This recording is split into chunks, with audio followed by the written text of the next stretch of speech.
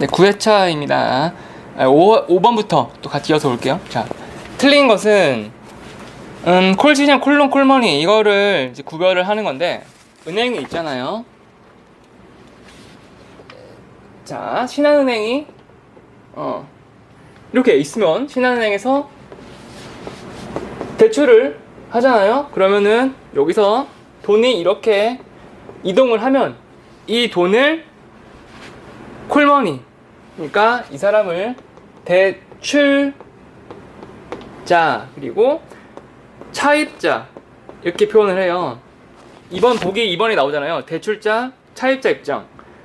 그리고 이 채무가, 의무가, 돈을 갚을 의무가 생기는 거고, 아파트를 사겠대. 주택담보대출을 빌려줘요. 아파트를 담보 잡고 돈을 뭐 1억 빌려줬어. 1억.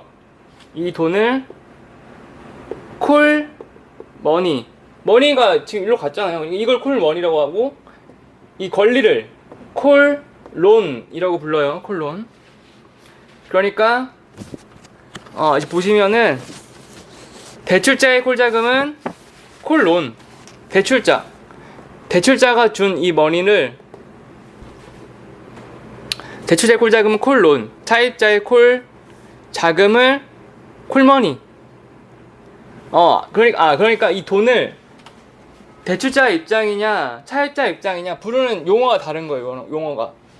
대출자의 입장에서는 빌려준 돈이잖아. 빌려준 돈을 콜론, 빌려줬다. 론이 빌려주다라는 뜻이거든요. 영어. 빌려준 돈을 콜론이라고 하고, 대출자 입장, 차입자 입장에서는 돈을 받았으니까 머니를 받았잖아. 이 사람이 머니를 받았으니까 차입자 입장에서 생각을 하는 거예요. 머니를 받았다 이 사람이. 콜머니라고 한다. 여기서는 반대로 얘기했으니까 틀렸고.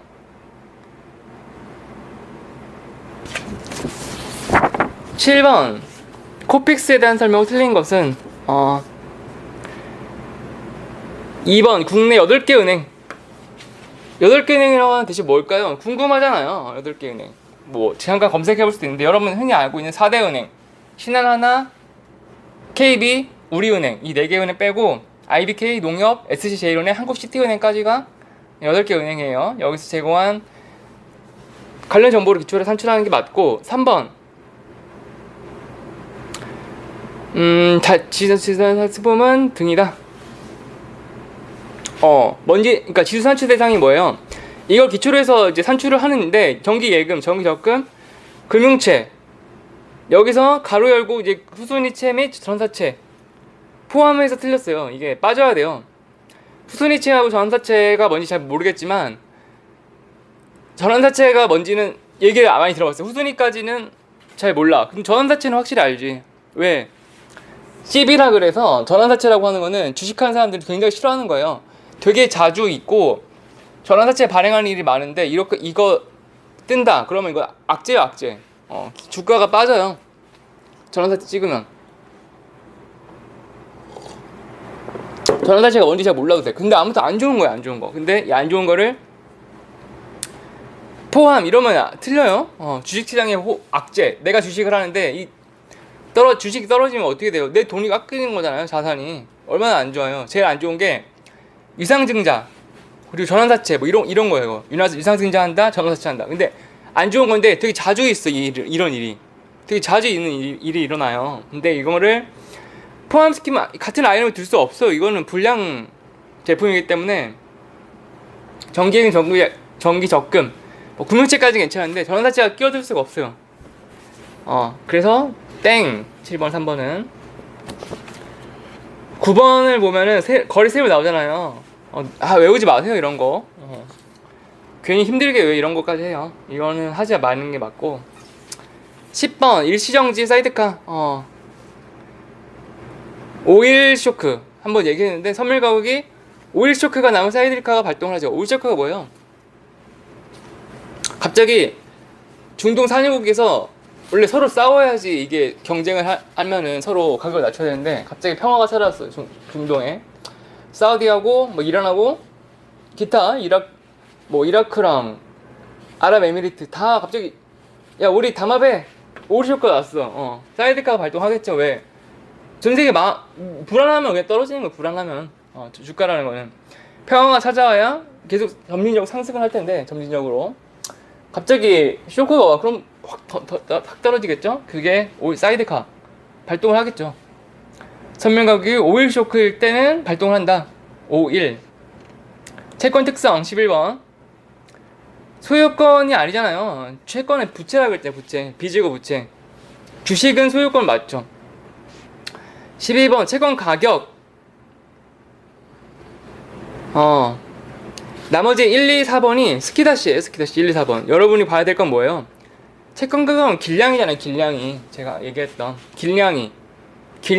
제가 항상 그리는 이 그래프. 길량이 이렇게 길어질수록 변동폭 커진다고 하는 이 그래프인데, 길량이라고 했죠. 길량이. 표면금리가 낮은, 크다, 틀려요. 길수록. 맞게 설명한 거지. 맞게 설명한 거니까 길수록 그리고 낮을수록. 길량이 길수록 낮을수록. 길낮이에요. 길낮이에요. 길량이 길고양이. 길낮. 길수록 낮을수록 변동폭이 커진다. 이 3번 요것만 보면 되고, 나머지 1, 2, 4번 정답이 아니잖아요. 이게 중요한 개념인데 반복적으로 요 문제만 한 놈만 패고 있어 지금. 길량이만. 13번 합산소득. 이것도 너무 쉬운 문제잖아요. 진퇴양난. 항우와 유방의 진퇴양난. 진퇴양난. 퇴직은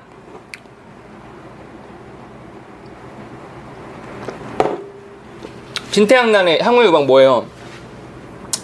퇴직금, 양도소득. 이거는 분류과세다. 항우와 유방, 유가세. 그래서 양도하고 퇴직금은 없지만 여기 양도가 나왔어. 그럼 얘는 XX, 분류과세. 종합소득은 아니에요. 그리고 밑에 내려오면 베리 2000. 베리 2000이 2천만 원 이하잖아요. 그럼 얘는 분리과세 해야지. 분리과세. 베리 2000. 분리과세. 이것도 아니고. 그러면 사업소득, 근로소득 요거 둘이 합산하면 끝. 2천만 원하고 1,500만 원 합쳤어. 3,500이잖아요.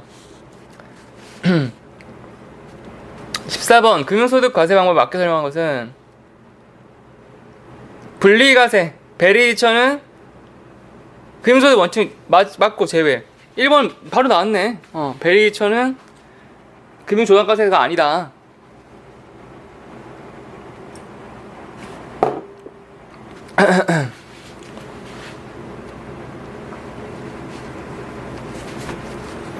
(14번에) 2번 금융소득은 이하에 포함되지만 배당소득은 이러면 안 돼요. 베리처는 한 몸에 한 몸. 일심동체예요. 베리가 분리가 되면 이렇게 틀리잖아 지금. 이자소득은 배당소득은 서로 다른 말을 해. 그럼 안 돼요. 이거 같은 태생부터 한 몸이에요. 이 둘은. 그래서 2번 틀렸고, 3번 한 명당 저축금은 3천만 원 이하가 아니라 5천만 원. 이거는 뭘까요? 3번 비과세 종합저축은 뭐냐?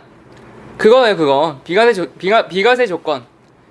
노인, 장애인, 이자소득세 면제. 그러니까 여러분 은행 가면은 이자 적금 넣었어. 1년을 살았어. 이자소득 세금 떼가잖아요. 일부 14%는 떼가요. 그러면은 노인, 장애인 안 떼가요. 이자를 안 떼간다 요거예요. 얼마까지? 5천만 원까지. 5천만 원 이하까지는 면제예요. 세금이. 노인, 장애인. 그래서 5천 원 넘어가. 그러면은 똑같이 젊은 사람들처럼 과세를 한다. 요거고 5천이 기준이고. 뭐 4번 부부는 아니라고 했잖아요. 계속 지금 최태원 SK회장 얘기하고 있잖아요. 지금 부부는 개인이야. 개인. 부부는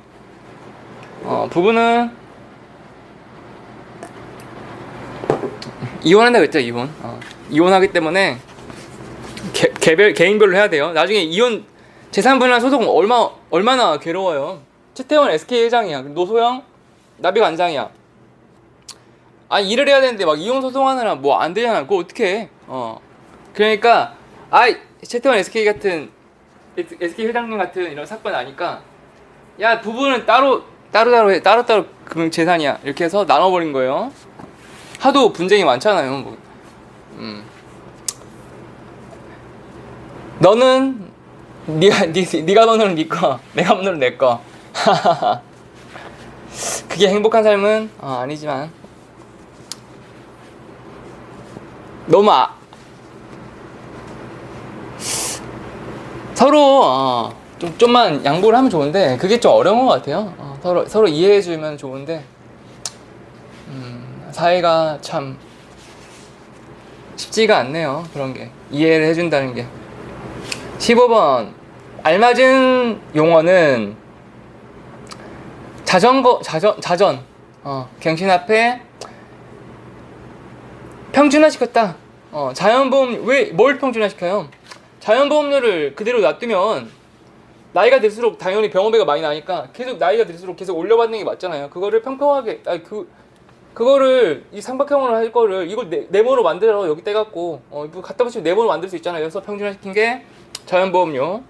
그리고 이거를 정액이 아니라 원래 변액 이렇게 나오는 변액은 가격의 요동을 치는 게 변액인데 그런 표현이 좀 정확치가 않아. 그래서 정액 반대말로 부정액이라는 말을 집어넣었는데 정액 그러니까 일정한 금액이라는 뜻이에요. 이거를 일정한 금액 월 10만원이면 10만원 고정시켜 그래서 정액이 된 거예요. 자연보험은 정액 여기 맞고. 17번 종합소득이 근로소득이 있는 경우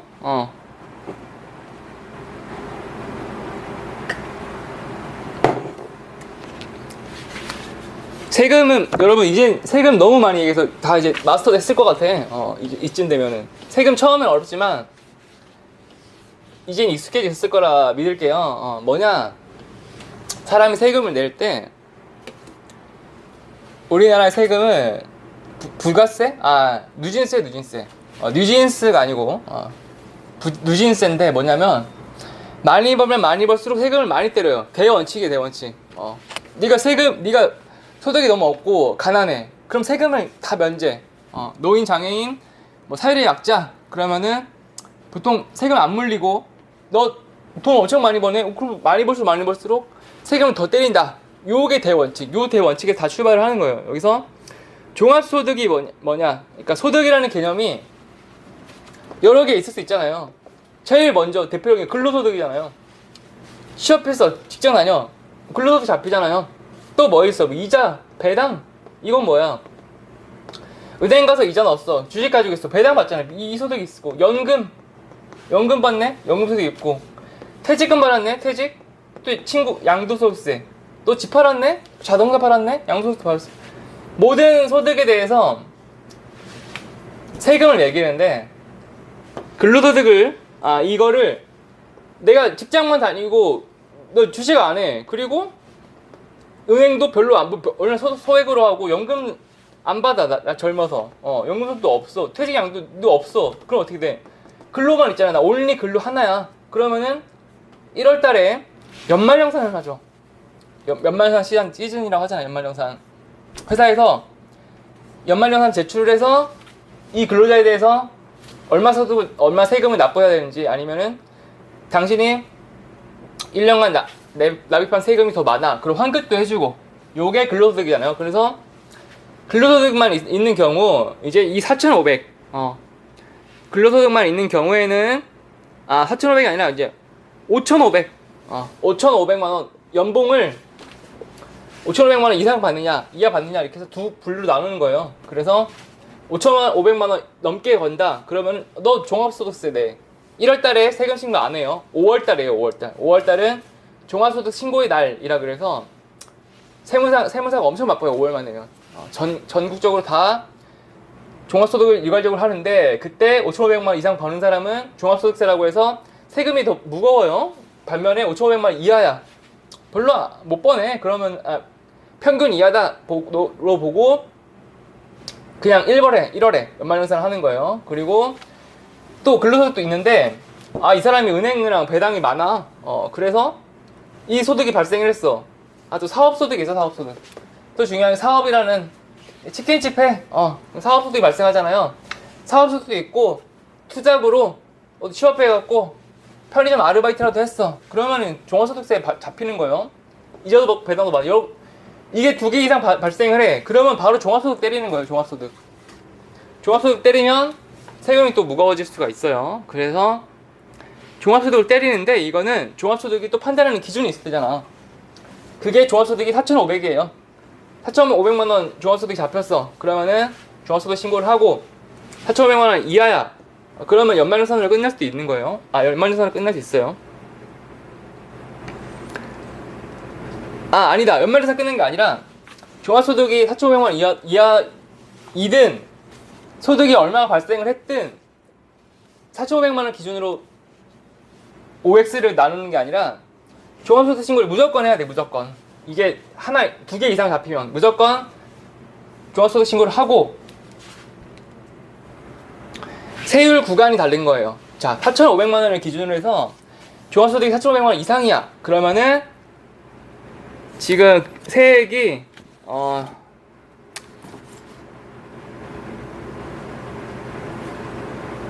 15% 이게, 그러니까 이 종합소득이 4,500만 원 이하인 경우는 15% 세액 공제를 받을 수 있다. 그리고 세액 공제라는 말이 뭐예요?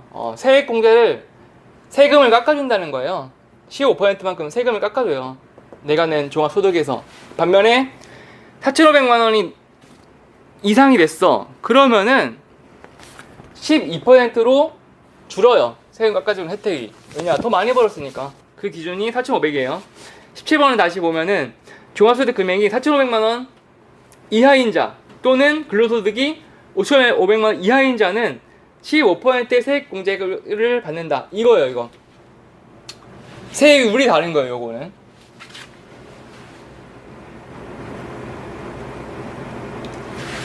그러면은 여기서 아까 궁금한 게 또 있어요. 내가 근로자인데 나는 배당을 없지만 난 은행이 있는데 근데 왜 종합소득 신고 안 하죠? 이렇게 궁금할 수 있어요. 나 적금 새마을금고에 돈 넣는데 이자를 받았어. 근데 나 1월에 연말정산하고 끝나던데요? 그거 2천 이하라고 해요. 베리 2천. 여기서 베리 2천이 나오는 거예요. 여러분이 받는 이자가 2천만 원 이하라서 그런 거예요. 베리 2천 이하 어떻게 되는 거야? 분리가 되잖아요. 베리 2천. 이거 과세를 이 이자를 14%만 내고 종합소득 안 해도 돼. 이렇게 되는 거예요. 그러니까 내가 근로자이면서 통장에 있는 사람들은 종합소득 안 해요. 신고를. 왜냐? 이자를 2천만 원 이하를 받기 때문에. 이자와 배당 합친 이 베리 2천. 이 금융소득이 2천만 원 이하인 사람이 대부분 당연하지. 아니, 이자 배당으로 누가 2천만 원씩 받으면 뭐 대주주지 뭐. 그 정도면 이자 배당 금액이 2천이야. 그러면은 주식이 몇 억을 가지고 있는 거야. 그래서 안 하는 거예요, 종합소득을. 12%가 아니라 12%가 맞나? 정확히는 13.2%인데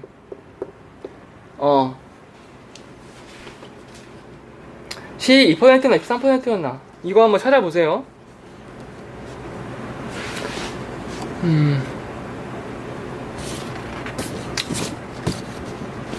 이게 갑자기 이렇게 보면은 한번 찾아볼까? 이거 종합소득세.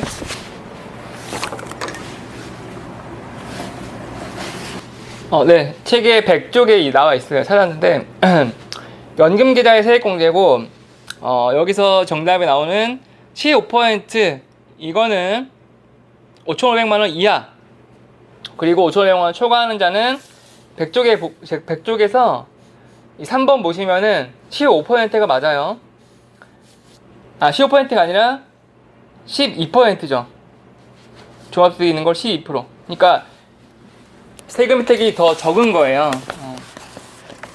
이게 뭐냐? 다시 한번.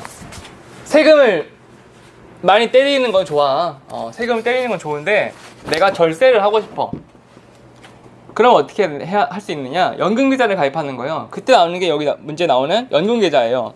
17번에 박스에 보시면 가운데 연금계좌가 연금계좌를 가입하면 세금 깎아준다. 이 말을 하는 거예요. 연금계좌. 내가 개인적으로 국민연금 아니에요. 사적연금 말하는 거예요. 개인연금. 내가 별도로 가입을 하는 거예요. 뭐 은행도 괜찮고 증권사도 괜찮고 보험사도 괜찮고 사적연금을 가입할 수가 있어요. 퇴직연금도 마찬가지. 이렇게 IRP 계좌를 따로 개설을 해놓고 여기에 돈을 넣어 놓으면은 세금을 깎아줘요. 몇 퍼센트? 15%. 단 종합소득 금액과 근로소득 금액을 보는데 기준을 4,500 그리고 5,500 기준으로 해서 다운은 이보다 더 적게 벌어. 그러면은 15%를 세금 깎아주고 그 위에 더 많이 번다. 그럼 12%로 깎아주는 세금이 좀 적어지게 되는 거예요. 그거를 구분하는 게 4,500 그리고 5,500. 지금까지 세금이 좀 정리가 좀 잘 안 되는 것 같아 라고 하시는 분이 있을 수 있는데 제가 방금 했던 이 말로 인해서 많이 이해를 했을 거라고 좀 기대를 해볼게요. 세금을 너무 어렵다라고 생각하지 말고 이게 지금 제가 이 변액 시험이 80점 이상 커트라인 70점 커트라인이잖아요. 그러니까 이거 세금 포기하면 어렵다고 생각해요. 이거를 포기하면은 과연 이걸 합격할 수 있을까 싶어서 세금만큼은 저는 포기하지 않고 끝까지 설명 많이 했으니까 여러분들이 다 어려워하지 말고 다 합격을 했으면 좋겠어요. 이걸 맞춤으로 인해서 18번은 연금소득의 분리과세. 그렇죠. 여기서도 마찬가지. 이 종합소득을 구성을 하는데 베리 2천 이것도 똑같은 원리예요. 베리 2천이 2천만 원을 기준으로 해서 업이냐 다운이냐에 따라서 종합소득을 매길 수도 있고 아니면은 분리과세 별도로 종합소득 안 내도 된다 이렇게 할 수도 있잖아요. 마찬가지로 연금소득을 이번에 포커스를 맞추는 거예요. 이 연금소득이 많으면은 종합소득 가고 적어 그러면은 마찬가지로 그러면은 뭐 세금 좀만 내도 된다 이렇게 구별을 하는데 단 이거를 연금소득을 많이 내고 싶지 않아 라고 하면 어떻게 해야 되냐 여기서 나오는 그거예요. 55세 이후에 연금수령 해야 되고 또 연금수령 한도라는 이거를 연금수령 한도라고 하는 1년에 받을 수 있는 한도 내에서만 수령을 해야 되고 너무 많이 받지 말라는 거예요. 그리고 가입일로부터 5년 후에 수령을 해야 돼요. 이런 조건만 붙어 있다 라고 하면은 분리과세 요건에 해당돼서 세금을 덜 납부하게 돼요. 연금이란 거를 한번 보고 갈게요. 연금. 연금에 대해서 좀 봅시다. 이번에는 연금의 종류가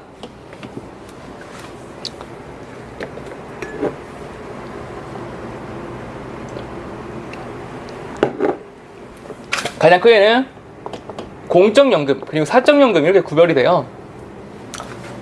공적연금은 뭘까요? 국민연금이 있고 또 공무원연금이 있어요. 제일 크게.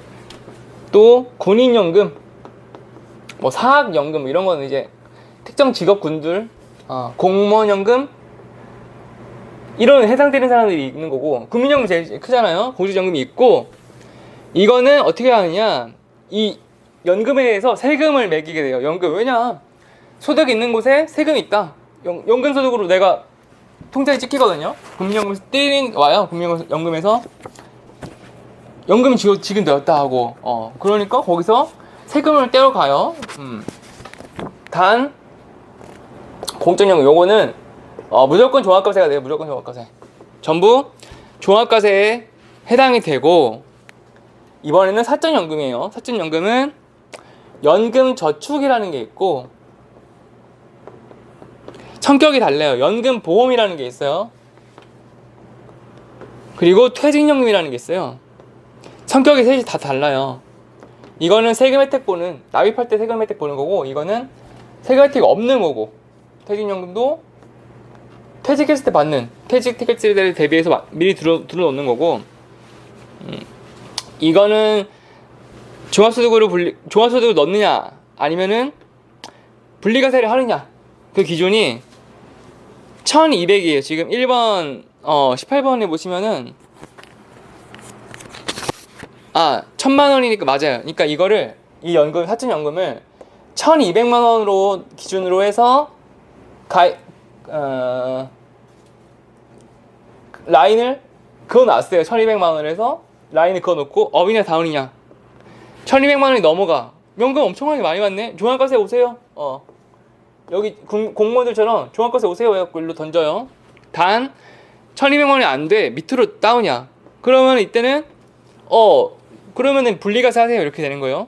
분리과세를 하는 요건이 1200만 원을 기준으로 하기 때문에 1번은 틀렸죠. 1번이 1200만 원 이하잖아요. 그러니까 분리과세 맞죠. 1200만 원의 바운드리 밑으로 내려왔잖아요. 그래서 분리과세 맞고, 분리과세를 하는데, 분리과세는 뭐냐? 3에서 5% 차등해서 세금을 매겨요. 책에 여러분 있어요, 이거.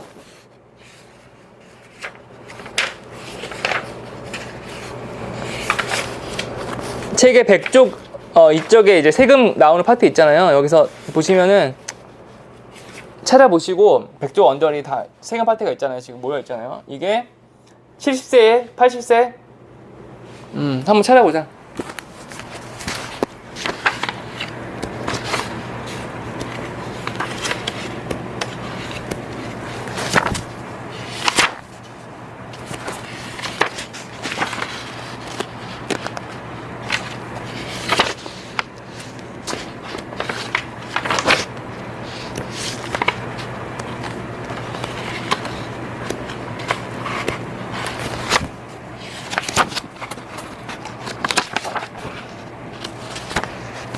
(106쪽) 106쪽 보시면 연금소득세의 나이에 따른 원천주 세율 70세 미만이야. 그러면은 5%.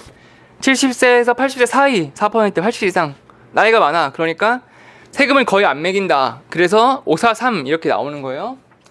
그렇기 때문에 분리과세가 이렇게 빼낸다는 거예요. 종합과세 하면은 종합과세 룰이 따르는데, 분리과세를 할 경우에 3에서 5%만큼 세금을 좀 적게 내게 하겠다, 이런 의도로 나눠놓은 거예요. 그래서 이 분리과세 요건을 빠질 수가 있는데, 단 이 세 가지를 지켜야 돼요. 1번, 당신이 연금소득을 종합과세가 아니라 분리과세를 하고 싶어 하겠지. 왜냐 세금을 좀 적게 낼 것 같거든. 그러니까 세금을 좀 줄여주는 대신 조건이 있어요. 단 이 조건 세 가지를 지켜라. 그러면은 분리과세 해줄게. 그래서 1번이 55세 이후에 수령을 할 것. 막 55세 되지도 않았는데 막 일찍 연금을 받겠대. 그래? 그러면 우리 세금도 안 줄게. 이렇게 유인책을 쓰는 거예요. 그럼 세금 좀 더 낼래? 55세 넘게 받아. 이렇게 당근책을 제시를 하는 거죠. 두 번째, 가입일로부터 5년 이후에 해야 될 것. 왜? 아니 막 한 1, 2, 3년 좀 짧게 내. 그렇게 내면은 받는 연금도 액수가 작게 되나요. 그러니까 가급적 좀 많이 납입 좀 해. 길게. 그래서 5년 이후라는 룰을 만들어 놓은 거고. 세 번째는 연금 5년 이후로 5년 이후에 수령할 것. 그리고 세 번째는 연금 수령 한도. 1년에 막 1억, 2억 막 땡겨받아 미리. 그러면은 나중에 어떻게 하려고. 나중에 그러면 막 미리미리 막 받겠대. 그럼 나중에 받을 돈이 없어지잖아. 그러지 마. 그래서 좀 한도를 막아놓고 이 이하로만 받아. 그래야지만 분리과세 해줄 거야 라고 해서 이 세 가지 조건을 해놓은 거예요. 그래서 2번, 3번, 4번 2, 3, 4번이 2번, 3번, 4번이 그 수령 조건에 대해서 얘기를 해놓은 거죠. 그러면은 이거를 못 지켰어. 나는 연금 수령 액수 이후 초과해서 받았어. 그리고 5년 이후에 받으라고 했는데 한 4년 되니까 돈이 너무 많이 필요해. 지금 받을래. 이렇게 되면 어떻게 되느냐? 이러면은 그래? 그러면은 세금 조금만 3, 5%만 낼 거를 연금 외수령 이렇게 바뀌어요. 이거는 연금을 수령했다라고 보는 거고, 이거를 어겼어. 그러면은 연금 외 수령 이렇게 계산을 해서 15%의 세금을 때려요. 너 3에서 5% 세금 물래, 15% 세금 물래. 세금을 어마어마하게 더 크게 징벌적 성격으로 때린다. 이렇게 된 거예요. 요거를 지키지 않았을 경우에는 더 많은 세금을 내게 된다. 15%다. 세금 외 수령. 이런 세금 외 수령이 언제가 맞냐면은 제가 이제 체감하는 게 과거에 연금저축을 가입을 많이 시켰어요. 젊은 사람 대상으로. 젊은 사람들이 좀 미리미리 연금을 받고 싶어. 미리미리 연금을 가입해 놓은 거예요, 스스로. 근데 문제가 뭐냐? 연금 납입을 너무 부담스럽지 않게 좀 소액으로 30만 원씩 가입을 했어. 한 10년 냈어. 그러면은 목돈이 뭐 많지는 않고 한 2, 3천? 한 2, 3천만 원 모아다 칩시다. 근데 보험회사 2, 3천 맡겨놨어. 그럼 연금을 받으면 돼. 문제가 없어. 그런데 문제는 내가 갑자기 돈이 막 필요해진 거예요. 병원비. 부모님이 갑자기 쓰러졌어. 병원비를 내놓으래. 병원비를 내놓지 않으면 치료가 못한다. 이렇게 나오잖아요, 병원에서. 그럼 어떻게 해야 돼요? 어떻게든 돈을 막 마련해야 되는데, 돈을 마련하도 계속 다 해도 도저히 안 돼. 최후의 보루로 남아있는 거예요, 최후로. 그래서, 돈이 그래도 모자라. 그러면은 결국 이걸 깨야 되잖아요. 그럼 어떻게 되느냐? 연금저축 가입하면은 보통 세금 혜택을 매번 나입할 때마다 많이 받거든요. 연말정산 때 세금 혜택 많이 받았던 거 그대로 토해낸 거 플러스 세금은 15% 맞아요. 그럼 내 원금에서 어마어마하게 날라가 버려요. 내 원금이 2천만 원 모았는데 세금 떼고 나니까 1,200만 원 주겠대. 이게 뭐냐? 그럼 바로 멱살 잡겠다 나오는 거예요. 이렇게 연금이 이런 경우가 종종 있어요. 내가 예기치 못했던 이런 상황들 때문에 이게 끝까지 가서 이게 쉽지가 않아요. 55세잖아요. 근데 내가 20대 30대 가입하면 이거 세월이 20년이잖아요. 이런 세월을 인고해내는 게 쉽지가 않아요, 절대. 그러니까 뭐예요? 세금 깎아준다고 그 말만 믿고 너무 무리해서 이런 절대 좋지가 않아요. 무리해서 막 이게 2천만 원이면 그나마 좀 덜한데 3천만 원 나는 좀 젊었을 때 돈이 벌려. 그래서 5천만 원 넣어놨어. 그러면은 되게 난처해지는 거예요, 그거. 그러니까 애물단지가 되는 거죠. 그러니까 너무 무리해서 세금 눈앞에 급급해서 세금 깎아준다 그래갖고 너무 왕창 이런 연금계좌에다가 투입했다가는 나중에 큰 낭패를 볼 수도 있으니까 잘 생각을 해서 내가 나입할 수 있는 한도 내에서 자산을 분배하는 게 제일 현명한 것 같아요. 여기까지 보고 또 다음 시간 이어서 진행을 하도록 할게요.